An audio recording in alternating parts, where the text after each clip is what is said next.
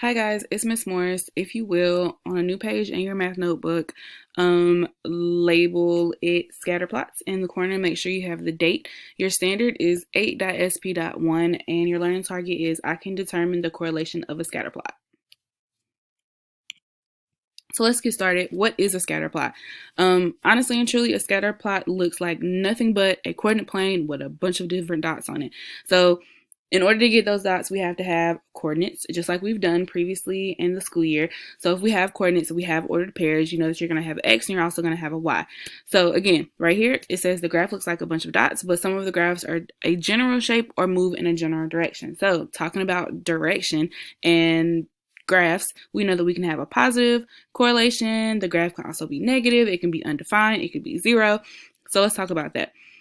Positive correlation. If the x coordinates and the y coordinates both increase, then it is a positive correlation. So that means our graph is traveling from left to right.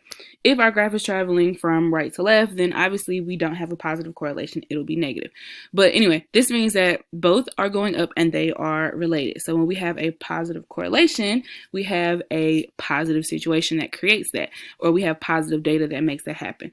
So a positive correlation, if we look at the age of a child and the child's height, 9 times out of 10, you're going to have a positive correlation because the older you get, the taller you also get.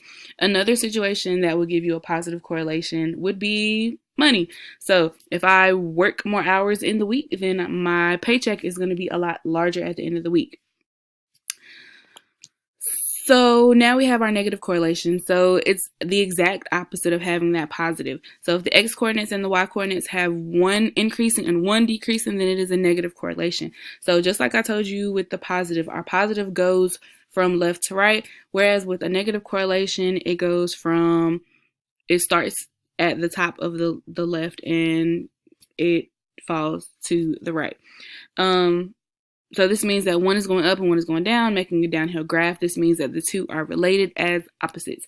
So what could give us a negative correlation in following with my money theme? If I don't work a lot of hours in the week, then my paycheck is going to not be as good if I decide to work more hours in the week. So with this particular situation, which is another situation, if you look at the age of your family's car and its value, you will find as the car gets older, the car is worth less. So thinking about shoes, you guys, if you go buy a pair of shoes, the longer you keep that pair of shoes, and you've worn that pair of shoes, then the worth of those shoes is obsolete. The worth of those shoes isn't much. Now, a positive correlation with shoes, because I know somebody was thinking it, if you were to get a pair of shoes, never open it, never wear them, never walk outside with them, then your correlation would be positive because your shoes would be worth more money.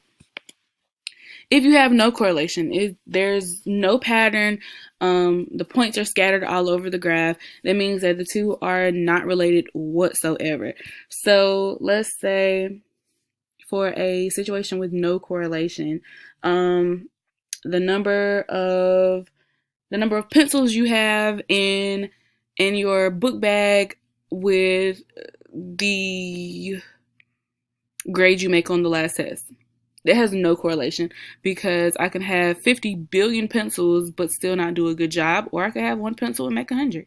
So that's a situation where you have zero correlation whatsoever. So if you look at the shoe size of a baseball player and their batting average, the shoe size, it doesn't make the player better or worse. So again, they're not related. The graph would not be correlated. The dots would be all over the graph.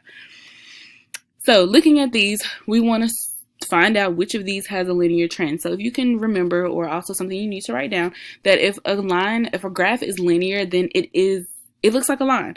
So looking at A, does it look like a line? Nope. So it's not linear. Looking at the rest of these, go ahead and point out which of these are linear. See?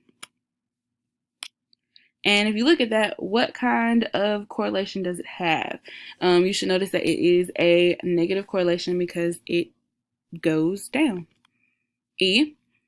And if you look at this one, instead of having a negative correlation, the correlation is more positive. And F. It's a straight line. Negative correlation, positive correlation, and it's constant.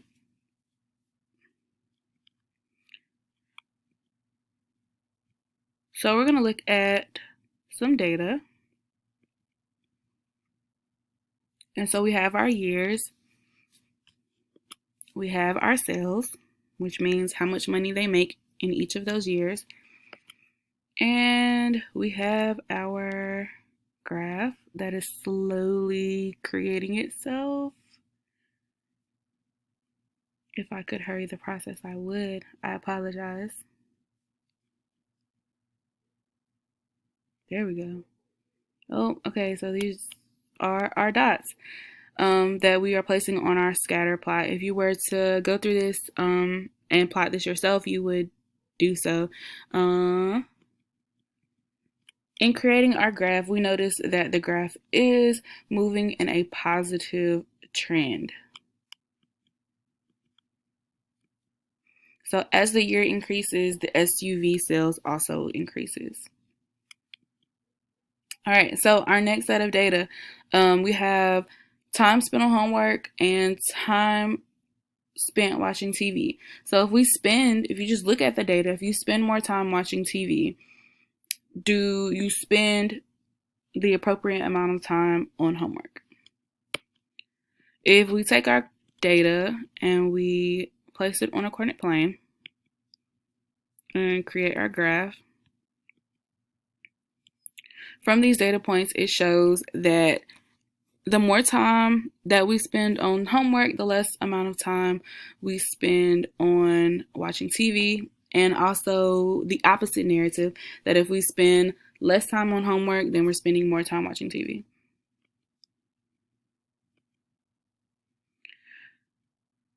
Our trend, again, is still linear because we could draw a line through that data, and the trend is decreasing, which means it has a negative correlation. As time on TV increases, the time on homework decreases.